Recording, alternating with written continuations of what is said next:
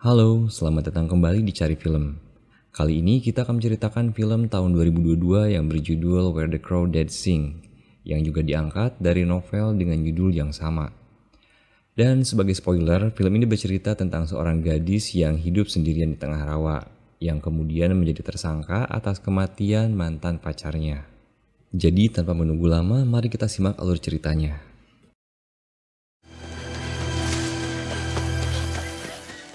Adegan dimulai dengan dua anak kecil yang secara tidak sengaja menemukan sebuah jasa di tepi rawa dekat sebuah menara. Dan tidak lama setelah itu, dua orang polisi yang bernama Sheriff Jackson dan rekannya tiba di lokasi. Mereka pun berhasil mengidentifikasi jasa tersebut sebagai Andrew Chase, seorang pemuda yang juga terkenal sebagai atlet di kota itu.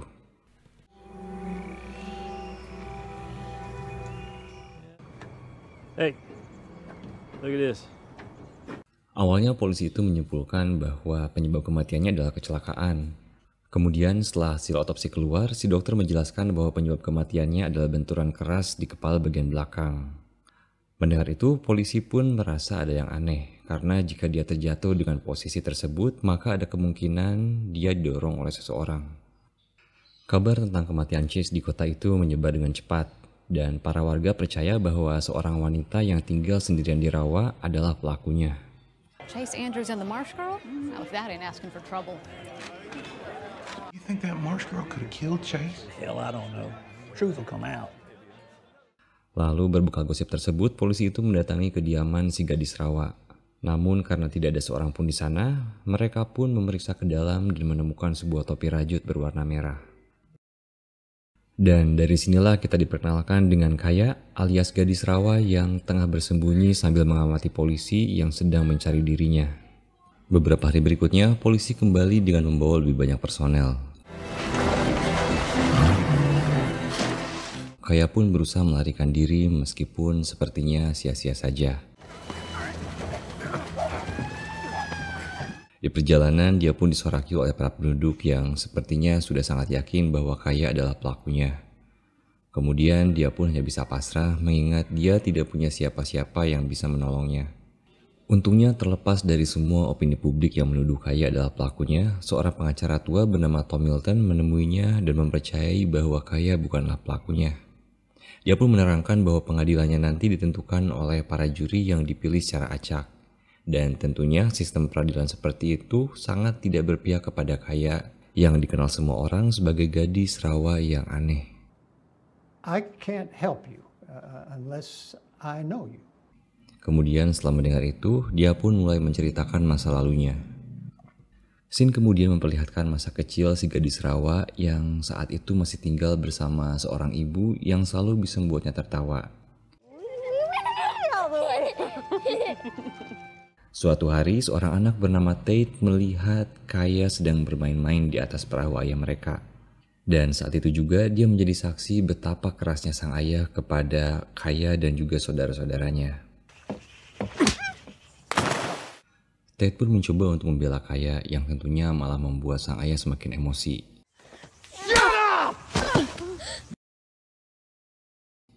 Dan mungkin karena hal itulah si ibu yang sudah tidak kuat lagi dengan si ayah akhirnya memutuskan untuk meninggalkan rumah itu.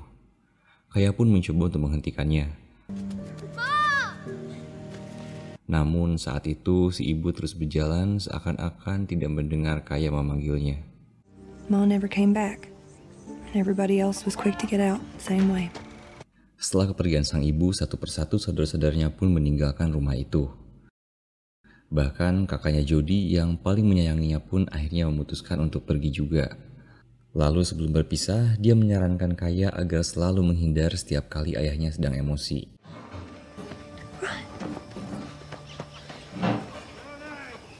Sesuai nasihat Jody, dia pun pergi menjauh saat ayahnya sedang emosi. Tapi mungkin karena itu adalah kali pertamanya dia pergi sendirian, dia lupa jalan pulang dan akhirnya tersesat. Untungnya di sana dia bertemu dengan Tate yang sedang memancing. It's okay. I get lost all the time. Kemudian dia pun mengantarkan Kaya pulang ke rumah. There was something about that boy that eased the tightness in my chest. Untuk pertama kalinya setelah ditinggal oleh sang ibu dan saudara-saudaranya, Kaya tidak lagi merasa kesepian setelah dia bertemu dengan Tate. Suatu hari si ayah mengajaknya ke sebuah toko untuk membeli sedikit bahan makanan.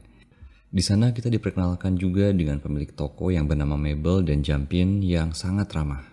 Mabel yang menyadari Kaya tidak bisa berhitung lalu menyarankannya untuk masuk sekolah. Make some friends. Plenty kids go to school without shoes. Kemudian dia memberikan pakaian bekas dan sebuah permen untuk menyemangatinya. Keesokan harinya, dengan mengenakan pakaian pemberian Mabel, Kaya memutuskan untuk pergi ke sekolah. Namun karena baru pertama kali menginjak kota, dia pun tampak kebingungan. Untungnya dia berpapasan dengan Tom yang dengan ramah mengarahkannya ke sekolah. You've just as much of a right to be there. Go along now. It's all right. Akan tetapi hari pertamanya itu merupakan hari terakhir baginya untuk bersekolah. Alih-alih mendapat teman baru, Kaya malah mendapat ejekan dan hinaan karena penampilannya yang terbilang lusuh.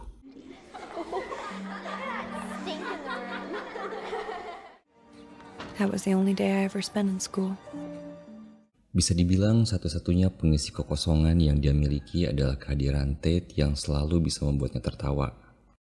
Dan perlahan-lahan ayahnya juga mulai bersikap baik kepadanya. Mengetahui bahwa Kaya suka mengoleksi kerang yang dia temukan di rawa, ayahnya lalu memberikan sebuah tas untuk menyimpan koleksinya tersebut. Akan tetapi di saat keadaan mulai membaik, sebuah surat datang dari ibunya.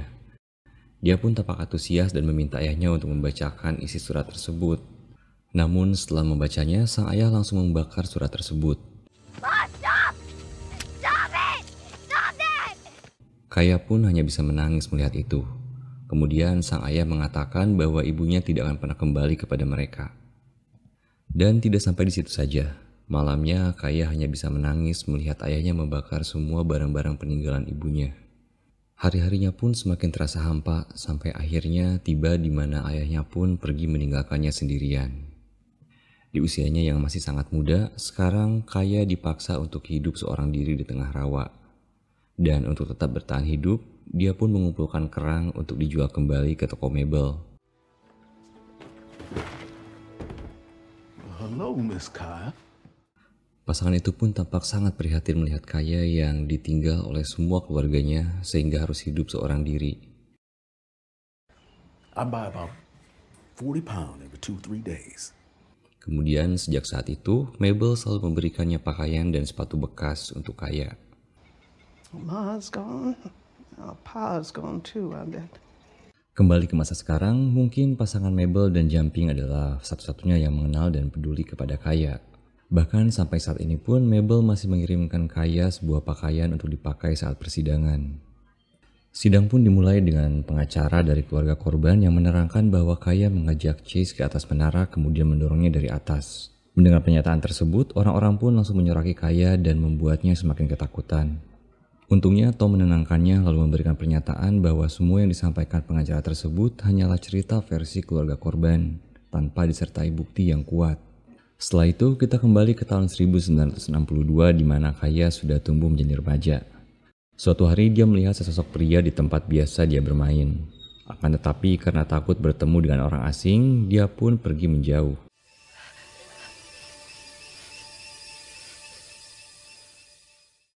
Esok harinya dia kembali ke tempat itu dan menemukan sehelai bulu, benih sayuran, dan sebuah surat yang sayangnya tidak bisa dia mengerti.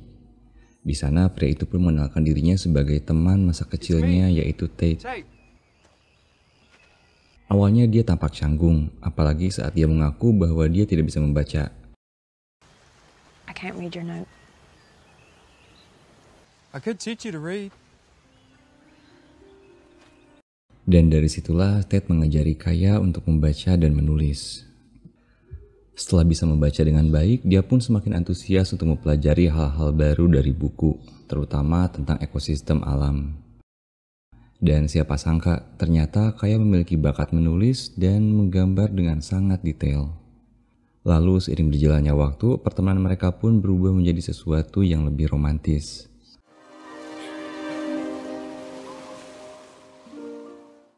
Sementara itu, seorang petugas dari dinas sosial datang mencarinya karena katanya khawatir akan keselamatan Kaya yang hidup seorang diri di tengah rawa.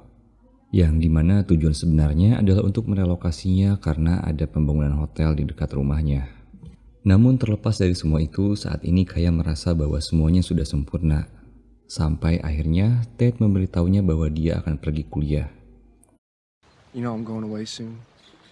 Hatinya pun kembali hancur karena lagi-lagi dia akan ditinggal oleh orang yang dia sayang. It's a list of publishers for all your drawings and notes. Kemudian sebelum berpisah, Ted memberikannya daftar perusahaan penerbit agar Kaya bisa mengirimkan karyanya untuk dijadikan sebuah buku. Dan terakhir, dia pun berjanji bahwa dia tidak akan pernah melupakan Kaya dan akan kembali menemuinya sebulan kemudian untuk melihat pesta kembang api bersama. I'll be home in a month, I promise. For the 4th of July, okay? Goodbye, Kaya. Singkat cerita, tibalah hari di mana mereka akan bertemu. Kaya sendiri tampak antusias dan memilih pakaian terbaiknya untuk menyambut sang kekasih. Namun keceriaannya berubah menjadi kesedihan saat Tate tidak juga muncul.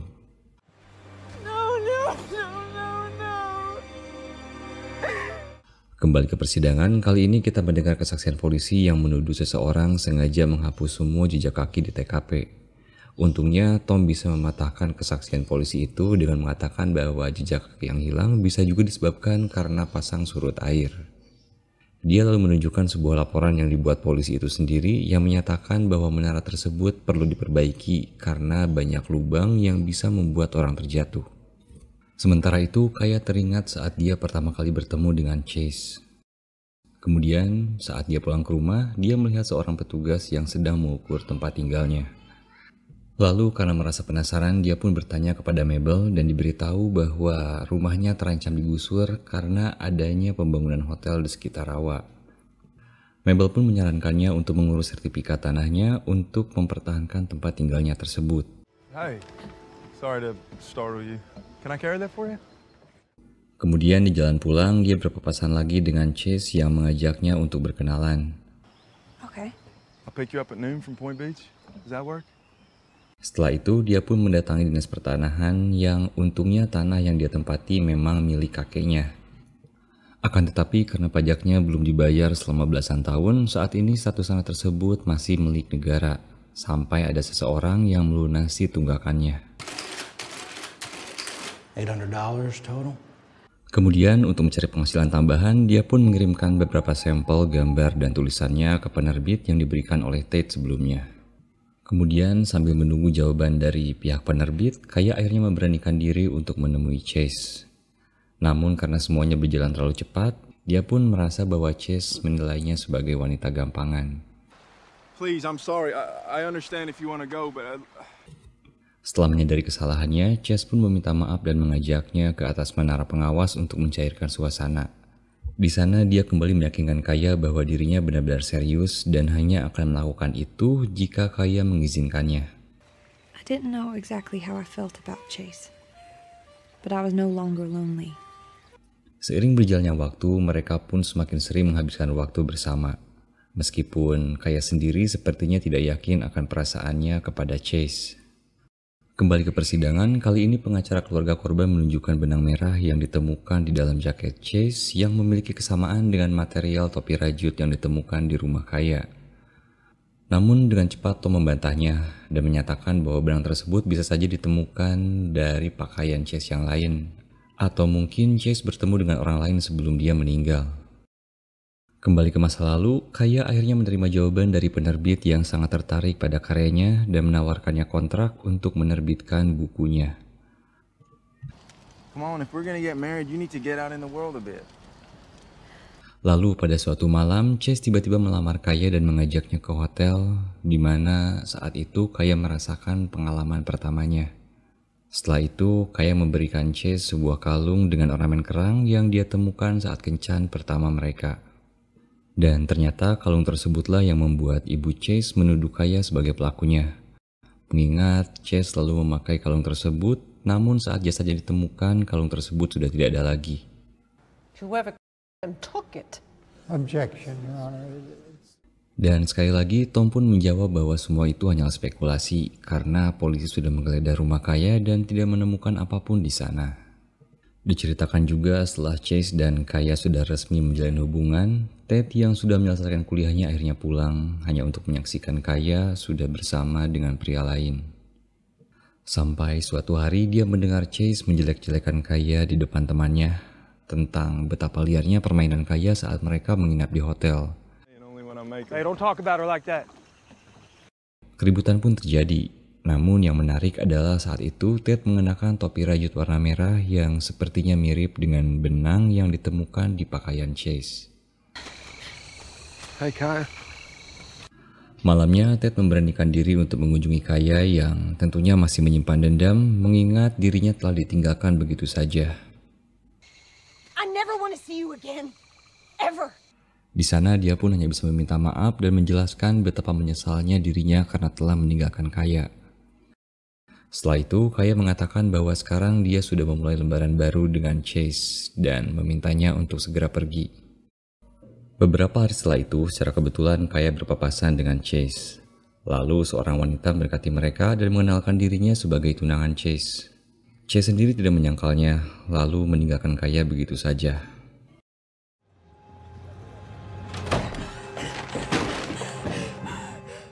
Masih dalam keadaan depresi, Kaya mendengar perahu Chase mendekat. Dia pun segera bersembunyi dan sejak saat itulah dia menyadari bahwa selama ini Chase hanya memanfaatkan dirinya saja. I know you're here, damn it.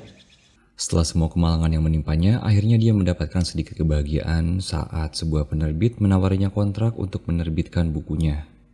Yang tentu saja hasil penjualannya akan lebih dari cukup untuk melunasi tunggakan pajak dan menjadikannya pemilik sah atas lahan tersebut.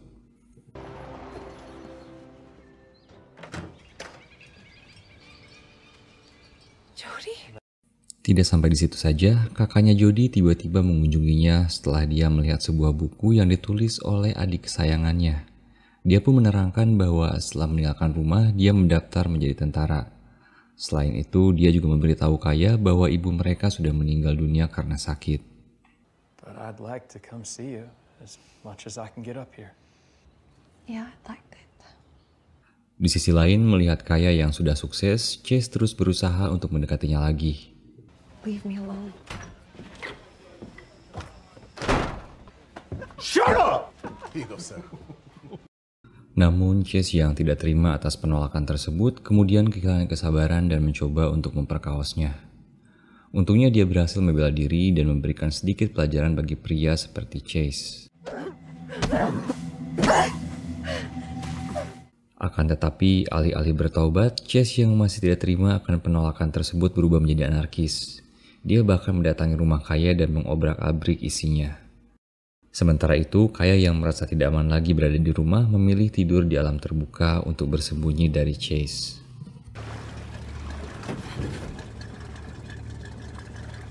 Suatu hari, Ted memeriksa keadaan Kaya dan menjadi emosi saat melihat lebam di wajah Kaya.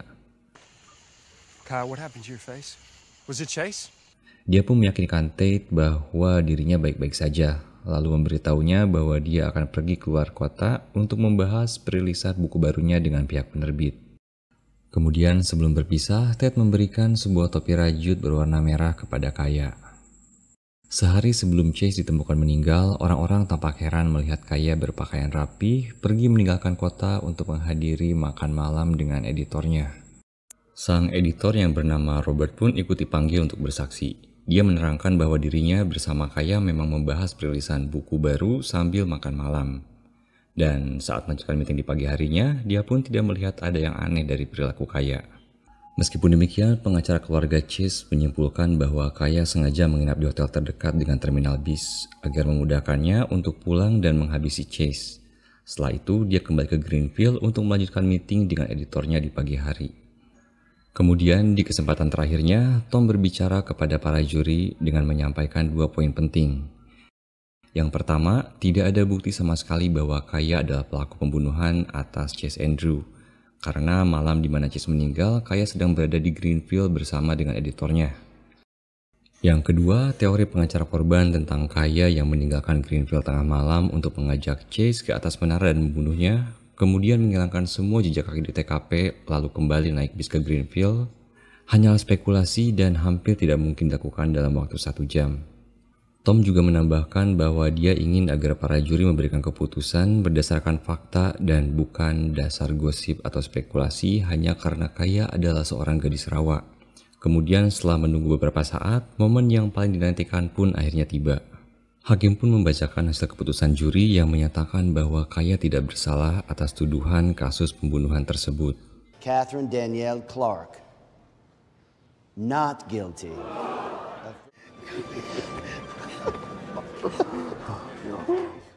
Setelah bebas, Kaya akhirnya menikah dengan pria yang benar-benar tulus menyayanginya, yaitu Tate. Mereka pun tinggal di rawa yang sepertinya tidak pernah berhenti untuk membuat mereka kagum dengan keindahannya. Tidak terasa mereka pun semakin tua. Sampai suatu hari saat Kaya sedang menyusuri rawa sendirian, dia melihat bayangan sang ibu yang seakan-akan datang untuk menjemputnya.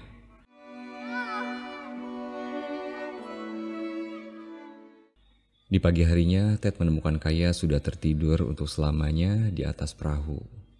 Kemudian saat dia membaca diary peninggalannya, dia membaca tulisan yang menyebutkan bahwa terkadang agar mangsa tetap hidup, maka predator harus disingkirkan. Di halaman itu juga terlihat gambar Chase mengenakan kalung pemberian dari Kaya. Kemudian di halaman terakhirnya, Ted menemukan kalung yang merupakan barang bukti yang hilang saat Chase meninggal. Dia pun tampak terkejut karena baru menyadari bahwa selama ini Kayalah pelaku pembunuhan tersebut. Kemudian Tate membuang kalung itu ke laut dan mungkin berpikir bahwa sebuah rahasia lebih baik untuk tetap menjadi rahasia. Dan demikianlah akhir cerita dari video ini. Terima kasih bagi teman-teman semua yang sudah menontonnya sampai akhir. Dan sampai jumpa di video selanjutnya.